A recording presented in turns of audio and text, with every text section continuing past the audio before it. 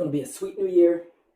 This is a bitter black coffee, which I probably should have started to drink only after hitting record. Why? Because I would have liked to have made the blessing on camera. Not the blessing on camera, the blessing on coffee for the camera, for you. See what happens? This video is going to be very short, but very sweet. I'm probably not going to get out of this chair, so it's going to be very boring. But again, it's going to be very sweet. And actually, I don't think it's going to be very boring because it sounds like I'm going to say a lot of silly things, which hopefully I don't do, because then it's going to take me forever to edit this video. Ellie, just get started already. Okay. Oh my gosh, how do I explain this? I should have made the blessing on the coffee on camera, because the blessing actually expresses the concept that I want to talk about. What's the blessing for coffee? Same blessing as for water, same blessing as for many things. And actually, if you don't know what the blessing on different, really anything of food is, you can say shahakal, and that's obviously not the ideal thing to do because there are different blessings for different items of food, but shahakal will work. And I just gave it away. Shahakal is the blessing for coffee. Shahakal niya bidvaroi. Blessed are you, Lord our God, King of the world.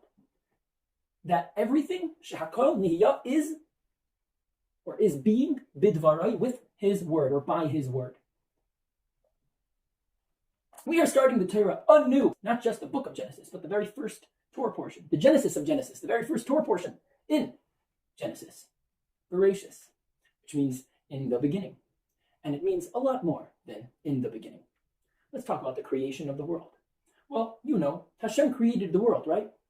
No, wrong. Hashem did not create the world. Hashem creates the world.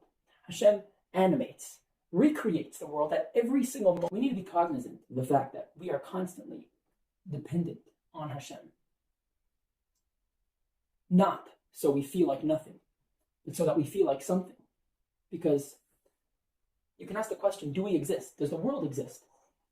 Is life real?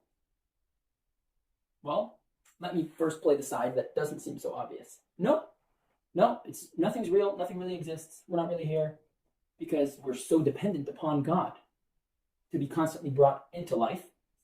So if for 1 second we're not plugged into this energy, there is nothing.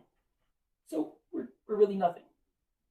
But on the other hand, because Hashem is creating everything at every moment, everything really is true, because the one true existence is choosing to create it and is giving it life force. So if the one thing, and the one thing is the most horrible word to use for God, but if God is bringing something into life, then of course that thing truly has life. Now, because we truly have this life, we should be cognizant of the fact that this is how we have the life. And this means, of course, so much as you can think of yourself as to how we should live our life. Right now, we should definitely live our life in the mode of Mashiach, where very soon this is going to be so revealed, we're not even going to have to think about this.